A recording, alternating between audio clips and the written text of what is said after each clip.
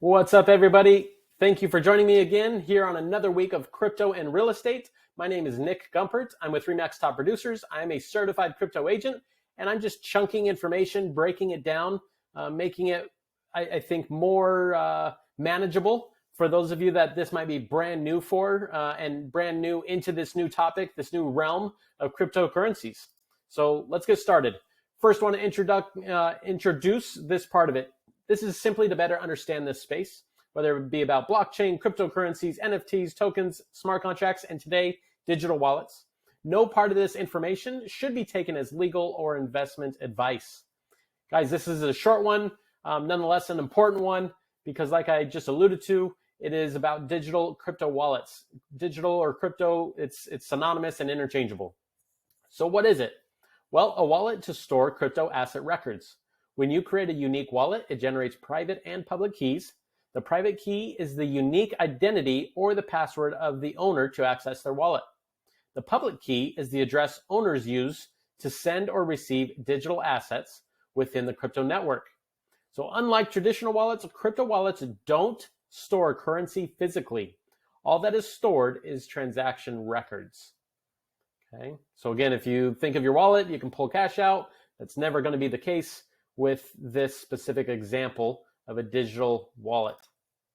Types of wallets. First, you've got your hot wallets. They are connected to the internet and support instant access to digital currencies. One flaw is that there is a higher risk of the wallet to be hacked as it is constantly connected to the network. This type is mostly used for everyday money when high liquidity is needed. When you store your crypto assets in an exchange like Coinbase, you need to use a hot wallet where you do not necessarily have access to your private keys. Cold wallets. They are not and have not been connected to the internet. I repeat, they are not and have not been connected to the internet. They have a high level of security and therefore they are recommended when you are looking to store large amounts of crypto assets. One problem that occurs is the higher level of security, the less liquidity and operational simplicity are. So again, you have to trade something to get something. You want more security, you're going to give up your ability to move funds quickly, or as quick, I should say. In this category, you can find paper wallets, brain wallets, and hardware wallets. We are not digging into those three specific types today, so do your own research here so you can be as informed as possible. What we are going to talk about are some cryptocurrency wallet types, and those are, first, online wallets. They run in the cloud, which means they are convenient to use and are accessible from any device and location. As online wallets store private keys on the cloud and are controlled by a third party, they are more vulnerable to attacks and thefts. Mobile wallets are mobile applications that are very practical as they can be used for payments in physical stores. Mobile wallets are also much smaller than the desktop wallets and take less space.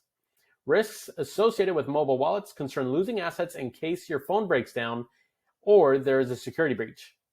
Desktop wallets are safer to use than online wallets. They are installed on a PC or laptop and are accessible from the installation device. They offer one of the highest levels of security, provided your computer is not hacked. You may lose all funds. I think we all deal with that scenario when it comes to the convenience of laptops and desktops, right? Hardware wallets store user private keys, usually on a USB drive. They are compatible with different web interfaces and support online transactions in different currencies. Plus, most of the time they are offline. Hardware wallets are the most expensive, but also one of the safest options. So what do all of these have in common? You're still susceptible in some shape, way, or form to theft, right? Cryptocurrency doesn't negate and deter all activity, unfortunately. So there's always some risk involved, and some are more risky than others. So again, do your homework, know which option best fits you, because I don't think there's a right answer. There's just a preferred answer. So again, do your research, figure out what best option fits your needs, and make a decision accordingly. Guys, that's all I have for you today here to talk about the digital wallets within the cryptocurrency space. Again, my name is Nick Gumpert. If I can assist you or anyone you know, I am located in Southern California. I'm happy to facilitate and help as best I can, when I can, where I can. You have my contact info there. So meet me again here next week. Thank you for joining me. and hopefully we'll speak soon.